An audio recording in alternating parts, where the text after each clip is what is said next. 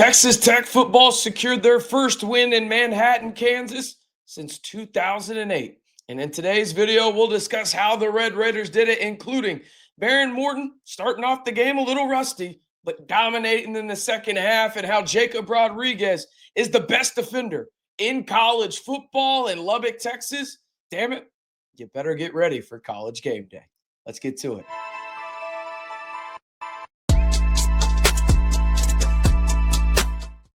Welcome into the Red and Black Report. I am your host, RC Maxfield, and man, what a win for Texas Tech football. Was not pretty for large portions of the first half offensively, but the Texas Tech defense did more than take three. As you can see on your screen, they added a couple and created 5 turnovers, and we talked about it in the preview of this game that we thought Behren Morton would be a little rusty, but this Texas Tech defense, if they could wreak havoc on this Kansas State offense and really win the turnover battle, they were going to win this football game. And damn it, that is exactly what the Red Raiders did. Let's go ahead and look at the stats for this one.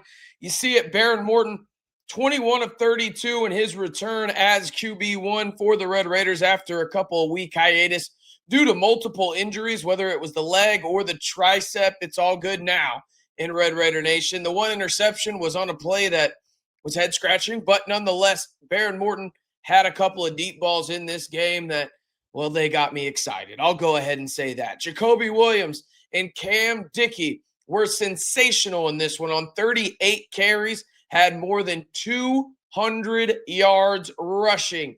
Did the sophomore tandem in the Red Raider backfield. Jacoby Williams was sensational in this one. And damn it, Mac Leftwich, I'll give you credit. I was critical of you on Twitter in the first half, not running outside the tackles. You switched it up in the second half, and I think it was one of the big factors for Texas Tech to get this offense humming. Now, Caleb Payday Douglas, and you better not forget the Payday, led the way for 8 with 82 yards on that one and 2 TDs. Reggie Virgil, 5 for 72, and Terrence Carter Jr. returned for 4 for 81 in this one. Jacoby Williams and Coy Aiken had 5 yards receiving individually. Now, I want to talk about how Texas Tech came into this game, and it was really one of those ones where it felt like you had to exercise a lot of demons if you were the Red Raiders. You think about this before we talk about the defensive side. Texas Tech's going into a matchup where they have not won in this place that is obviously historically very difficult for not only Texas Tech, for a multitude of teams, but Texas Tech specifically.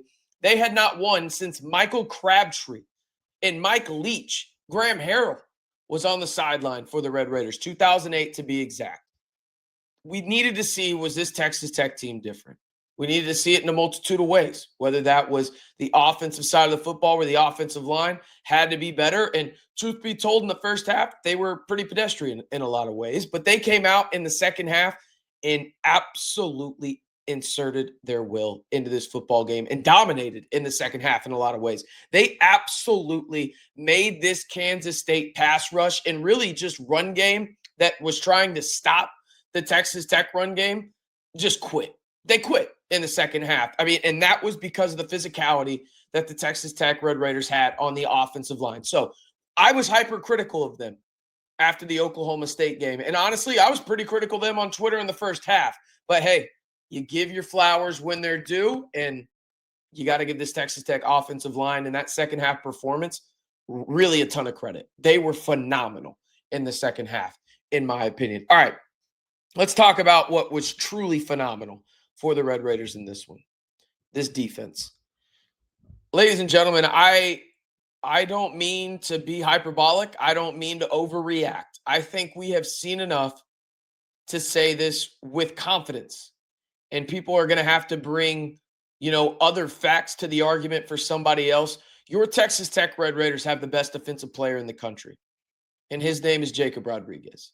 Listen, I don't know if he should be, a favorite to win the Heisman. In fact, I probably lean the way that he shouldn't be. But damn it, there is zero reason, and let me get on the screen while I say this, zero reason that this man should not win the best linebacker award in the country, the Buckus Award, and he should absolutely I mean, without an just there's no reason he shouldn't be. He should not be in New York in terms of there's no reason he shouldn't be. He is the best defensive player in the country. And maybe if he's not the best, damn it, he's the most meaningful and impactful for his respective teams. Yet again, man, he creates 2 forced fumbles in this game with the Peanut Tillman punch out. He's phenomenal. He's a sure tackler. And it was crazy because there were parts of this game where you could tell that this Kansas State team was running away from not only the David Baileys of the world, Romello Heights of the world, they were running away from Jacob Rodriguez. And first and foremost, good freaking luck. But this Texas Tech defense dominated in every aspect of the game. 12 tackles for loss in this one. Bryce Pollock proven that he is easily the best corner in the Big 12. David Bailey coming off the edge quicker than lightning.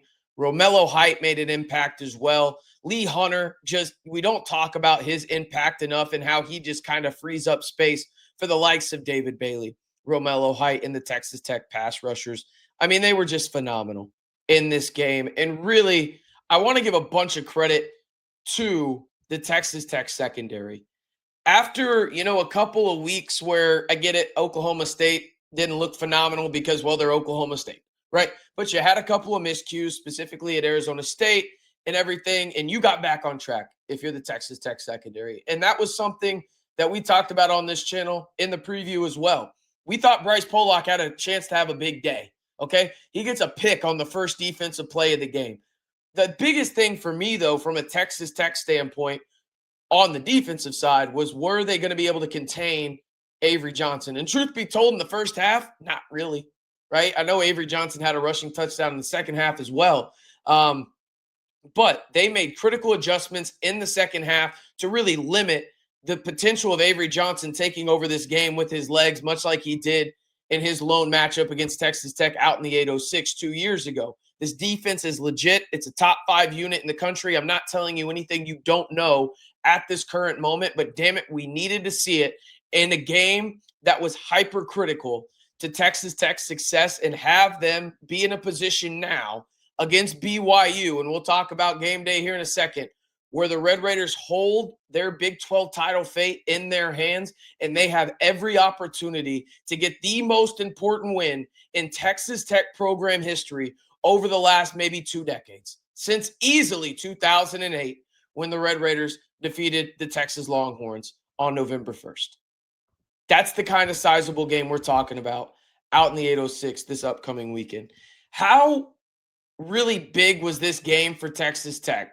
Well, first and foremost, we need to talk about this. This was a tweet I put out over on Twitter. Be sure to follow me at RCMB323. With their win today against Kansas State, Texas Tech has secured a 4th straight season with a winning record in the Big 12. The last time the Red Raiders had 4 straight years with a winning record in conference play, 1994 to 1997 in the Southwest Conference. And shout out to Pat Davis there correcting me down in the comments below. That does encompass 2 Southwest Conference seasons and 2 Big 12 seasons. So want to get the clarity on that front. Pat is absolutely right on that front. But what did this game get you in terms of a fan perspective? Well, not only happiness, but you're going to get College Game Day, Texas Tech. On the 17-year anniversary of its first trip to Lubbock, College Game Day announces it's coming back. I mean, just phenomenal, man. And I'll be honest, I want to call some people out. Not specifically, but a group of people, okay? There were a lot of people in my comments all week here on the channel saying this is the game Texas Tech will lose because they're going to look ahead. I'm telling you right now, people, this team is different. I'm not saying they're going to beat BYU. You'll have to look for the game preview video here on the channel later in the week. That being said, I was borderline irresponsibly confident that Texas Tech was going to win this football game. And the reason being is this team feels different, man. I get it. You lost to Arizona State, but damn, he had your backup quarterback in his first true road start of his college career, okay? You were in it till the very end, and your defense just ran out of gas. And it was completely understandable. This team is clearly the best team in the Big 12. No disrespect to BYU. You play them next weekend at home. I'll be there. I hope you are too. We'll be talking about a potential Red and Black Report meetup later on in the week here on the channel. So stay tuned for that. But Texas Tech is easily the best team in the conference, and they prove it each and every week in different ways. This team is all kinds of legit. And like I said, I was damn near irresponsibly confident that the Red Raiders were going to win this football game. And that's exactly what they did, but I kind of sold them short. My score prediction was pretty close. I said 34-20. I didn't see Texas Tech just absolutely routing them, but I was wrong on that front. Texas Tech more than doubles up Kansas State on a field that the Red Raiders have not won on in damn near 2 decades, since Michael Crabtree, Mike Leach, and Graham Harrell were donning the scarlet and black. The Red Raiders, they head into the most important matchup in, 17 years. So let's just cut to the chase. This BYU matchup for the Red Raiders is one that is going to get a ton of buzz nationally, and rightfully so, and could be, if we're being honest, a preview of the Big 12 title in Arlington in just over a month.